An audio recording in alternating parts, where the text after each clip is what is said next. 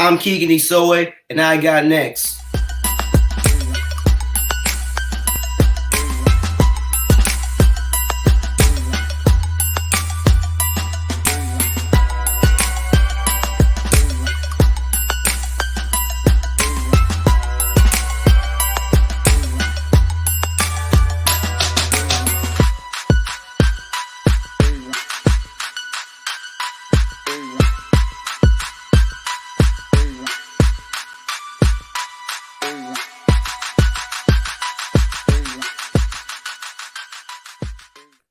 SLT Nation, welcome back. It is your boy, the Mouth of the South, B. Jones. I am here rocking with one of my favorite individuals on the face of this earth, at least one of my favorite co-workers, KT, the head coach. How you feeling today, Kev?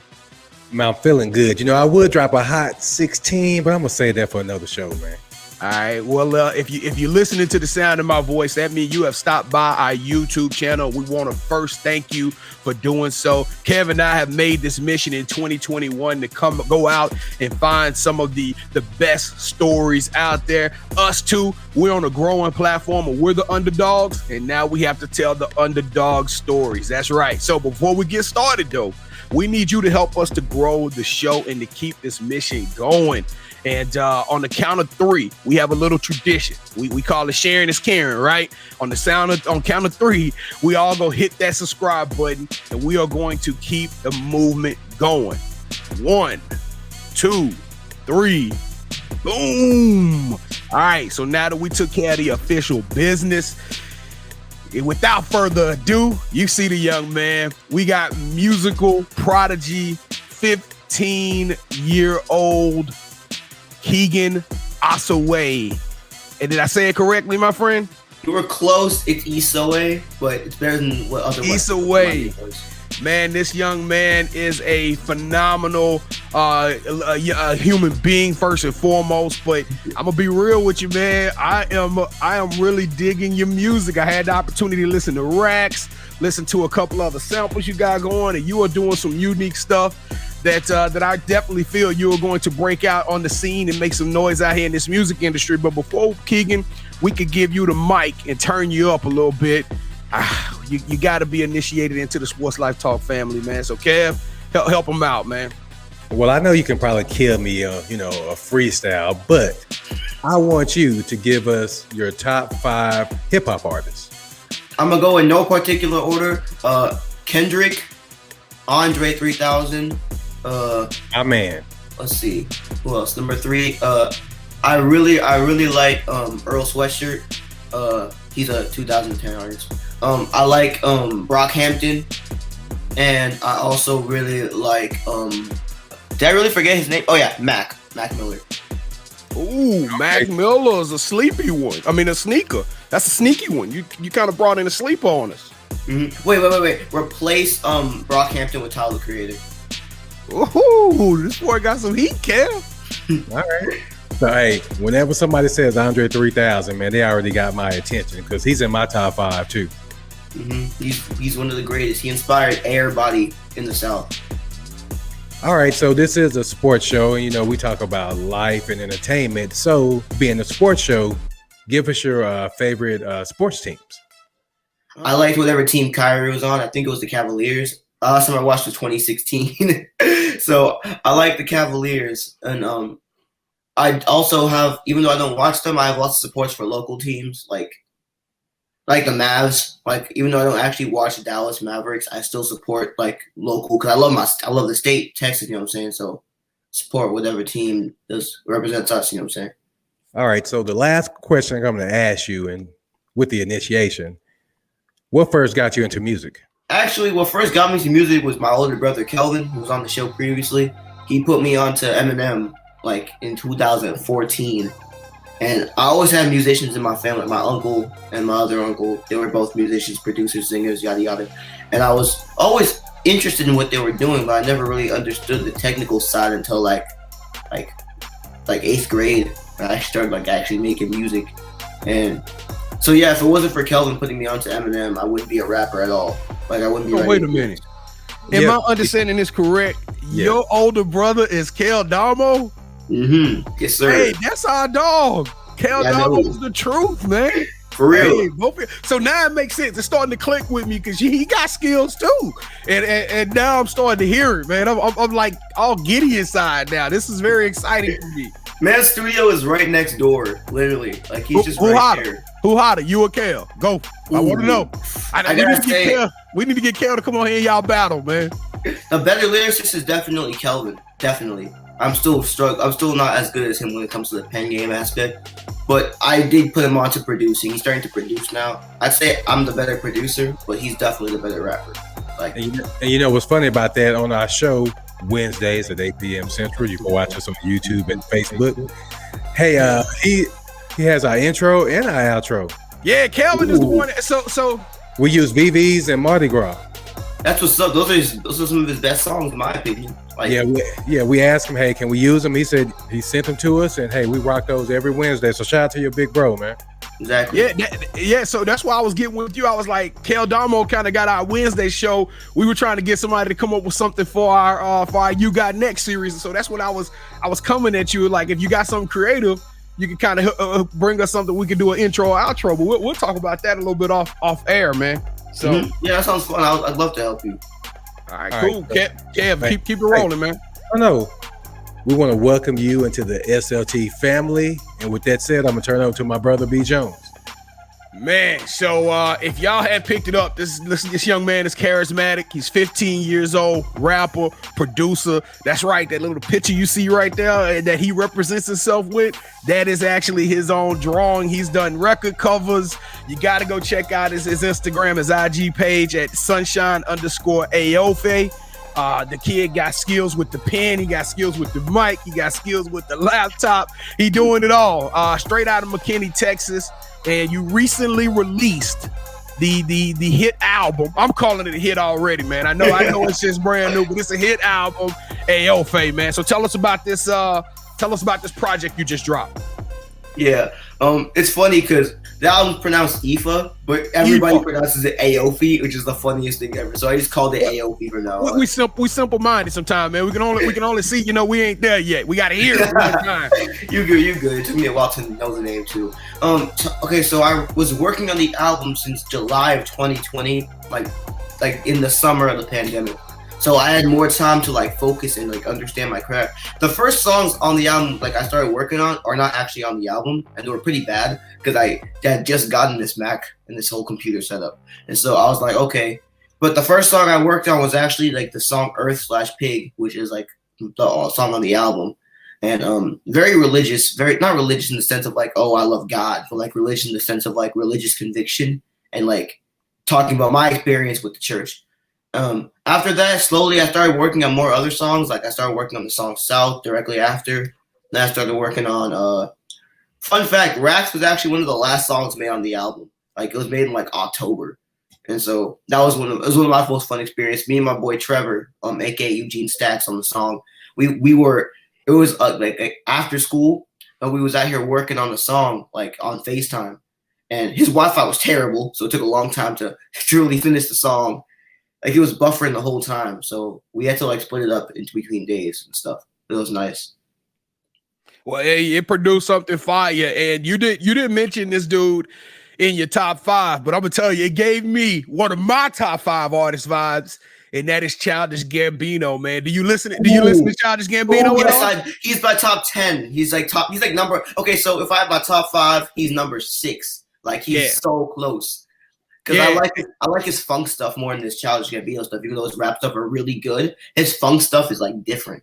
Well, that's the only reason why he kind of really borderline top 5 for me is because he doesn't have just one particular style he just goes with. Like I've heard him do hard trap type hip hop. I've heard him do like the funk stuff, and then he's got like the pop stuff. I mean, he's got alternative. I mean, he's everywhere, all over the spectrum. And you kind of gave me those vibes in literally a 3-minute song with the Rax, man. You know what my favorite part of Rax was? What?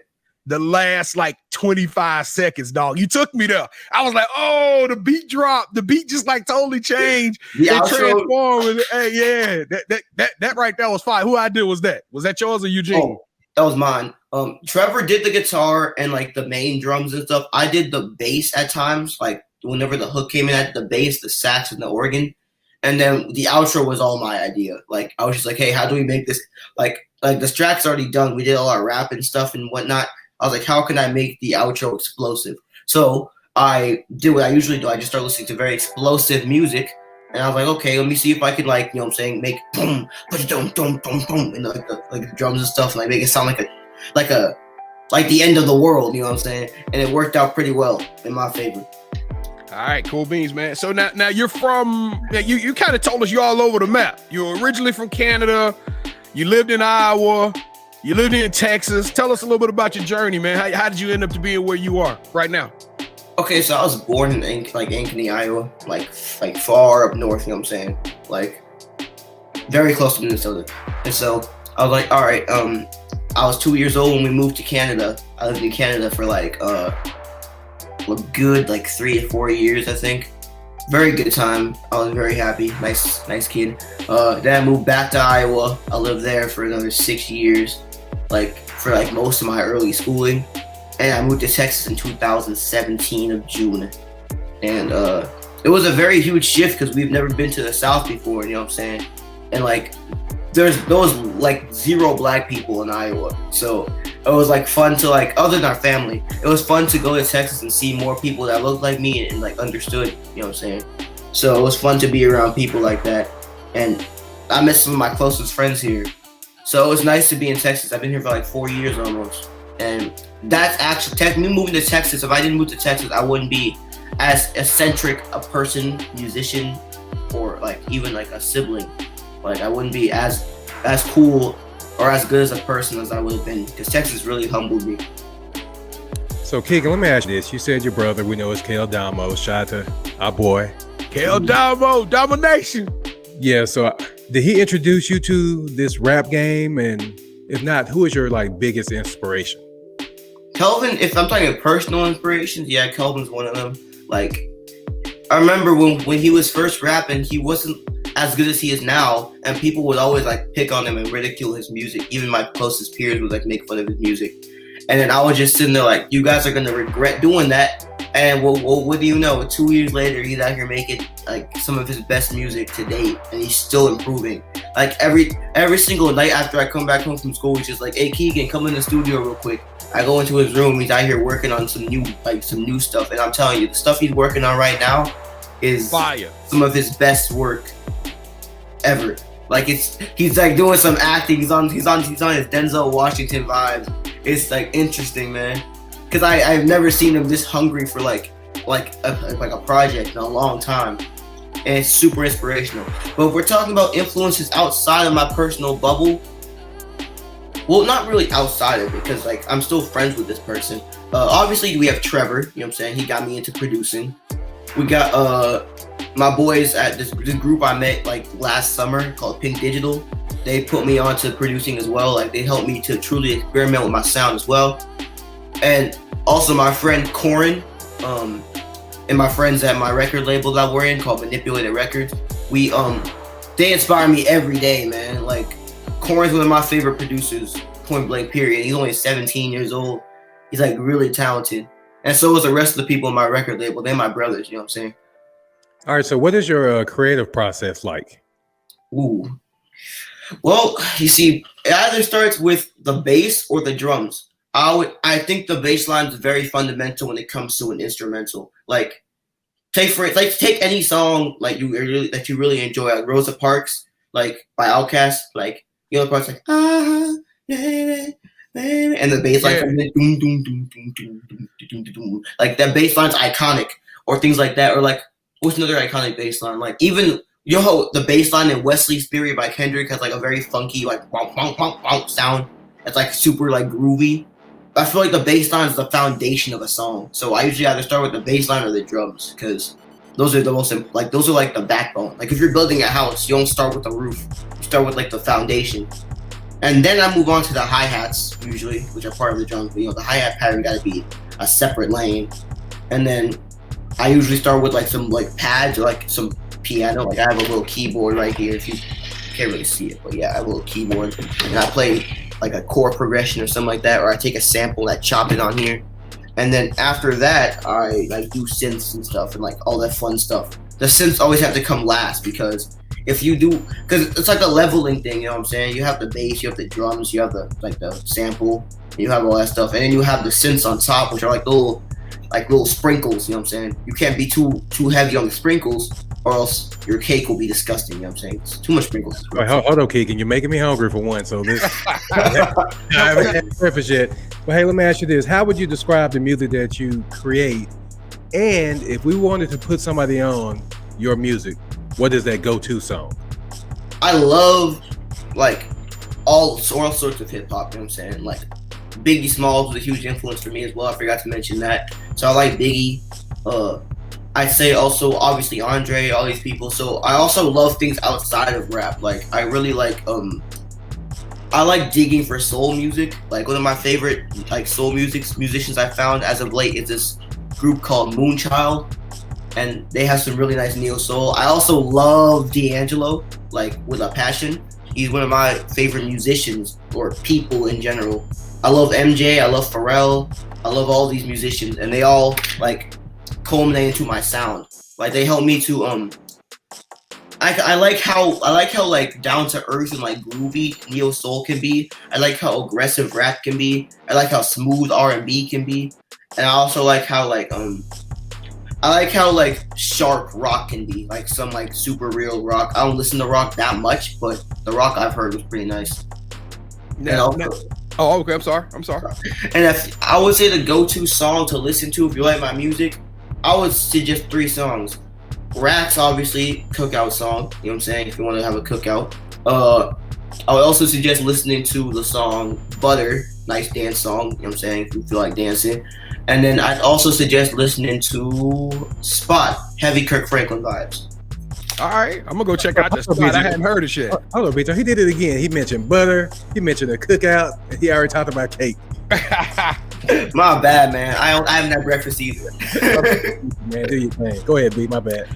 Now, I'm kind of a web crawler, right? And so I am looking at your IG page.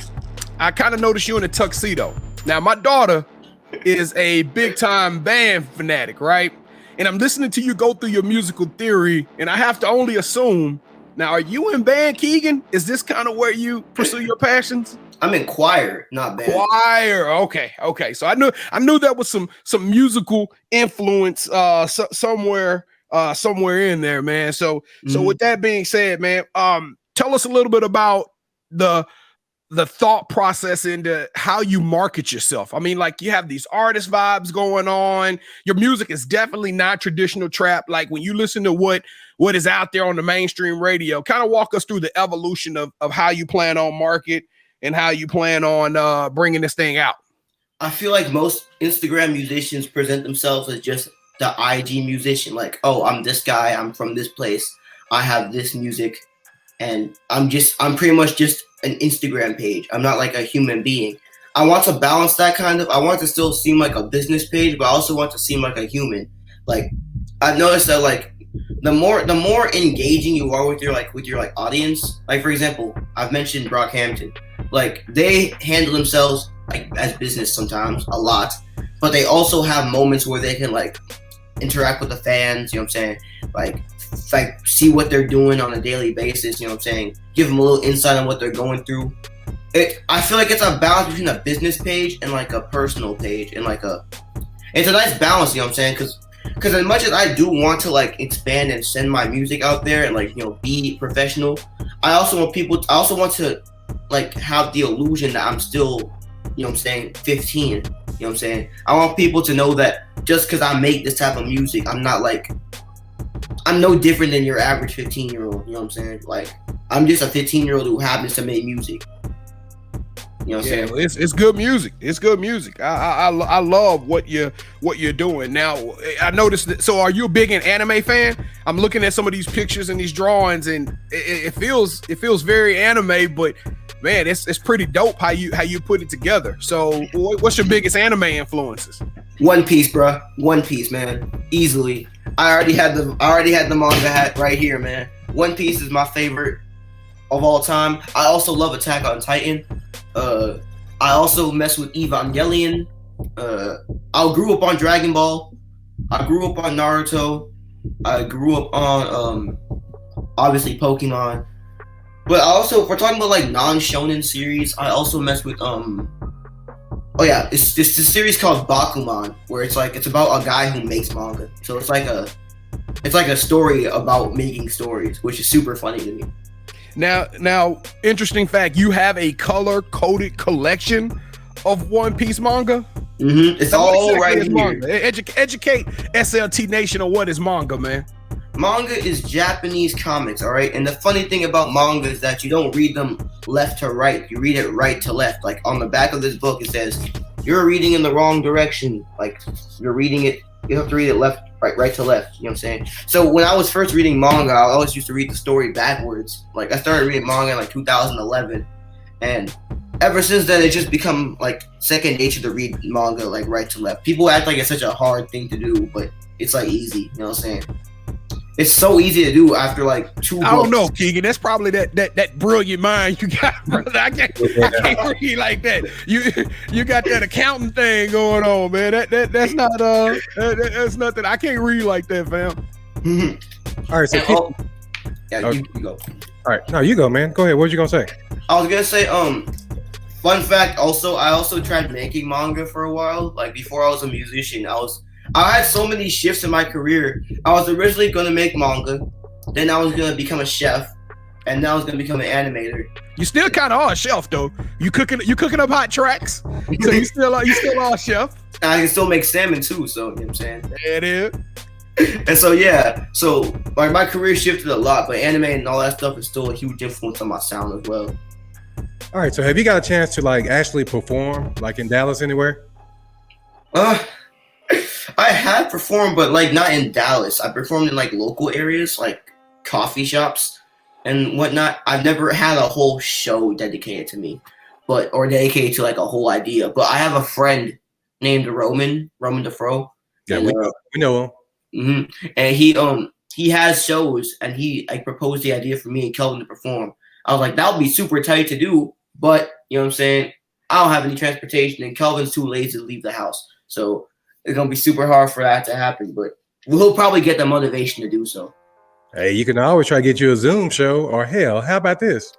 We can have you a StreamYard show right here. We'll That'd be tight. Thank you. That'd be super cool. Hey, it's something that we can work on. So, if you could open for any artist, who would it be? Oh my gosh, you guys with the questions. That's crazy. Let's think. My music is definitely more of an alternative field, so I wouldn't open up for someone like Gunna, but I would definitely, if I wanted to, I would open up for the cliche answer is Brockhampton, but if I were to choose a more obscure answer, I'd probably open up for this band called Suburbamore. They're a more small band, and my friend Trevor's actually in it, so I'd open up for them, and I'd also open up for Kanye, definitely Kanye. If Kanye would ever have a show, like for his churchy vibes and stuff like that. So now, Keegan. Now you're a youngster. You're 15 years old. You're a social media kind of guru. You do all of this stuff. You're keeping up with the trends. But what is this I'm hearing about you being anti-drip? You do not like the word drip. What is up with that, my friend? It's not that I don't like looking good. Like looking good's nice, you know what I'm saying? It's nice to look good. People have this weird like obsession with like buying things they can't afford and then like wearing it. Like imagine having one fit, right? You spent all your money on this one good fit. You can't wear that fit all the time, you know what I'm saying? So you wear that fit one time and then you have trash clothes the rest of the week. Like people have such a huge obsession with the term drip that they spend all their pockets on the most fancy clothes that they can't keep up with. Like the drip lifestyle and the drip culture is just like too much for me to keep up with. So I just wear simple Prince shirts, you know what I'm saying? I love Prince, and I just wear simple like pants, you know what I'm saying? Nothing too flashy. The purple rain shirt got drip on it, man. It's sauce. It's nice. It's I'm nice. talking about people that be rocking the whole Gucci and all that stuff. Like teenagers rocking Gucci, like they have the pockets. Yeah, see, Kevin, now we come up in the era, we call those 40,000aires. What 40,000 millionaires, $40,000 millionaires. That's the ones that go out there and buy all this nice stuff and they living like, not really living it. They just doing it to be seen on social media. So, also, people that wear fake Gucci are cringe. I really hate people that wear fake Gucci. Like, all right, Keegan. So this is the part where I get in your business a little bit, and like B. Jones led to. So, do you have a young lady that's in your life, or anybody that's in your life right now, man? Not at the moment. I've been more focused. Not at the moment, really. I've been focused on music. I have people who I've had vibes with, but I never really took the time to really like go out of my way to do anything. Because, you know what I'm saying? I've been too focused on music to do something like that. But maybe one day, you know what I'm saying? One day when I'm truly settled. Because I'm not really at the mental space to take care of a relationship. You know what I'm saying? Like, because I'm already stressed out with school, man. Like, and all that stuff. So I can't... I don't really got like the energy to take care of a partner at the same time. Although, like, it would be cool to try out one day. Kev, that's kind of crazy, man. You got a 15-year-old talking about mental space and partners, and then, dog, you well advanced for your age, brother. I'm telling you, Thank you. You got it going. All right, man. So before we get out of here, we like to play a quick game. It's called Championship Rounds. I don't know if you've had the opportunity to see some of our previous episodes, but you kind of the host or the guest that's going to be the judge is what I'm looking for. You are the judge of this. And have you ever played the game Would You Rather? I have played Would You Rather. Yeah, I have. Yeah, okay. So the point of this game is I'm going to give you an option. Kev's going to give you an option. You have to pick one of these options. Whoever option you choose gets the point. We'll do the best of 3 rounds. And I'll tell you right now, Kev is winning 2, but I am the defending champion with 1 show won under my belt. So I will start it off, Kev. Are you ready, sir? All right. So Keegan, championship rounds. Are you ready, sir? I'm good. Let's go. All right. Would you rather have 3 #1 singles across the U.S. in the hip hop division, or win a Grammy? Ooh. Definitely the hits, because like the Grammys are cool and whatnot, but I just don't see the value in them anymore. Like a long time ago, like when I was like 8 years old, I'll be like, oh yes, Bruno Mars won a Grammy, let's go. Like, it's such an iconic moment. But nowadays, like the Grammys just don't have the same impact anymore. Like, I feel like people are progressing past the need for like standardized like award shows. All right, perfect. I'll go first on this one. All right, Keegan, since you're not focused on women right now, but it's going to come a time where you're going to feel that urge, young man. So with that being said, would you rather marry your dream girl or date 20 beautiful women? Dream girl, most definitely. Because 20 women, you know what I'm saying? Like, if you have like 20. I'm not gonna lie, Keegan. You get to date 20 of the most beautiful women in the world all your life, and you'll choose just one dream girl? Yeah, because like that's too much energy to give to so many people. Like, you know what I'm saying?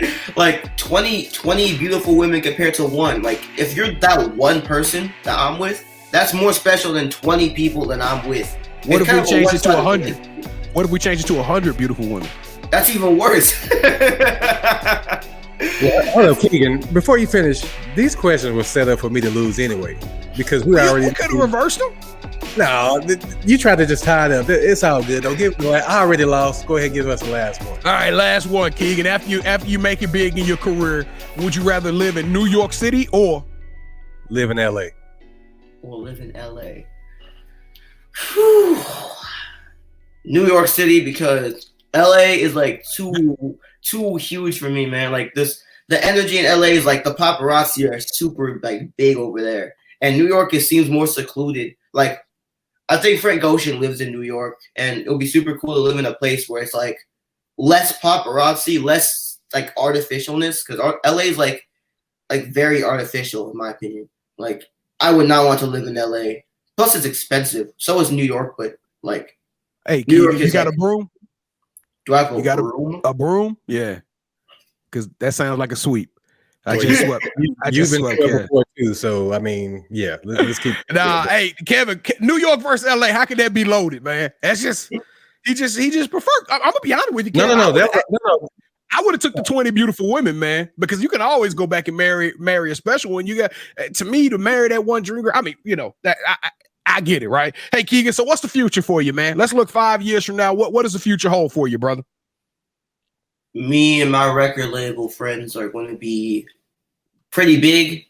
We're going to be like relatively huge, and we going to have a huge fan base. And when this COVID mess is all over, we're going to tour the world and do what we got to do. Me and my brothers, Ivan, Corin, Evan, Ethan, who else? Cade, all these people, all my brothers, you know what I'm saying? We all going to be in this. Sticky James, Alexandra. I'm just naming my friends, but yeah, we all going to be. That's cool. That's cool, man. So that's kind of like your shout outs. That's who you do a shout out?